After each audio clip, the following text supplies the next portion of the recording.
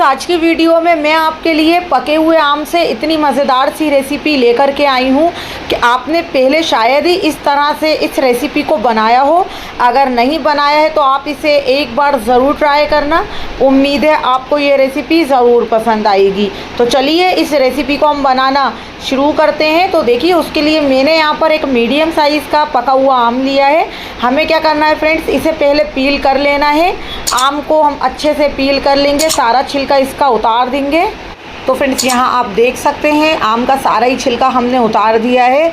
और जब आम का सारा ही छिलका उतर जाता है, फिर हमें क्या करना है, एक ब्लेंडिंग जार ले लेना है और आम में इस तरह के कट लगा लेना है। और कट लगाते हुए सारा ही पीसेस ब्लेंडिंग जार में डायरेक्ट हम डाल देंगे, क्योंकि इसे हमें ग्राइंड करना है। तो देखिए, इस तरह से मैं कट लगाते हुए छोटे छोटे पीसेस में इसे कट कर रही हूँ।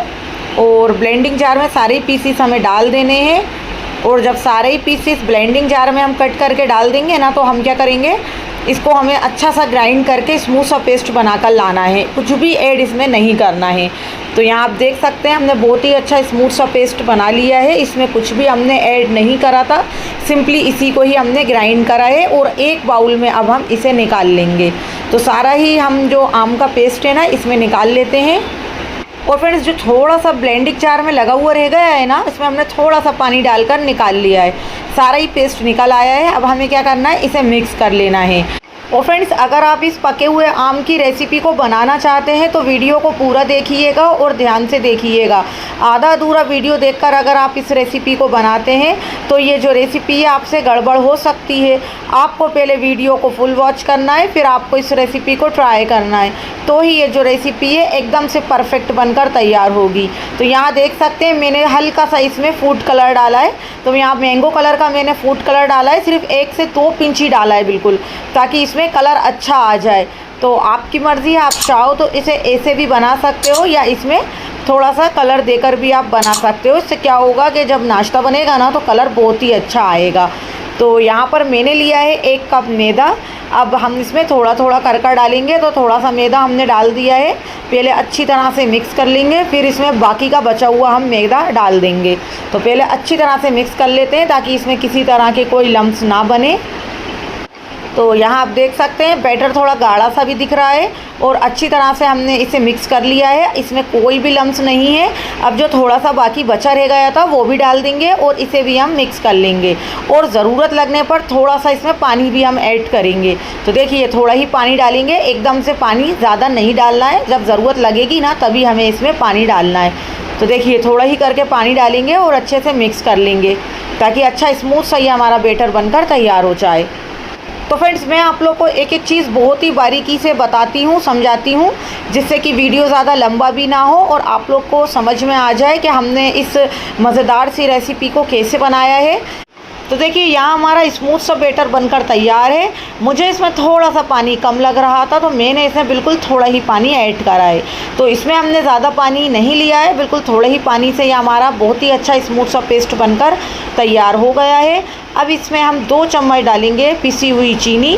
तो आप इसमें साबित वाली चीनी भी डाल सकते हैं। मैं यहाँ पर पिसी हुई चीनी का इस्तेमाल कर रही हूँ, क्योंकि अच्छी तरह से मिक्स करेंगे हम तो अच्छे से ये इसी में ही मिक्स हो जाएगी। बस इसमें ज़्यादा कुछ हमें नहीं डालना है। अब 1 चम्मच हम ऑयल डाल देंगे। ऑयल डालकर भी अच्छे से मिक्स कर देंगे। तो हमने यहाँ पर चीनी और ऑयल डालकर भी अच्छे से इसे मिक्स कर लिया है। जितना अच्छा मिक्स करेंगे ना आप, उतना ही अच्छा हमारा ये नाश्ता बनकर तैयार होगा। तो देखिए, अच्छे से सारी चीज़ें मिक्स हो चुकी हैं और बैटर भी बहुत ही अच्छा स्मूथ सा रेडी हो गया है। तो चलिए अब इसे हम बना लेते हैं। तो फ्रेंड्स देखिए, यहाँ पर मैंने इस तरह का नॉन स्टिक पैन लिया है। आप कोई भी नॉर्मल पैन ले सकते हैं, या आपकी मर्ज़ी है, जो भी आपके घर पर अवेलेबल हो आप उसी में ही इस तरह का नाश्ता बना सकते हैं। तो मैंने इसे पहले ऑयल से अच्छी तरह से ग्रीस कर दिया है। ऑयल से ग्रीस करने के बाद गैस की फ्लेम को स्लो रखेंगे और इसमें हम डालेंगे 1/4 टीस्पून बेकिंग सोडा। और डालकर हमें इसमें क्या करना है, थोड़ा सा पानी डालना है और अच्छे से मिक्स कर लेना है। बिल्कुल थोड़ा ही पानी डालेंगे, अच्छे से मिक्स कर लेंगे। इससे हमारा नाश्ता काफ़ी अच्छा फूला फूला बनकर तैयार होगा। तो अच्छी तरह से इसे मिक्स कर लेंगे। तो फ्रेंड्स, इसमें हमें ज़्यादा कुछ नहीं डालना है। बहुत ही सिंपल तरीके का नाश्ता बनता है और बहुत ही अच्छा बनता है।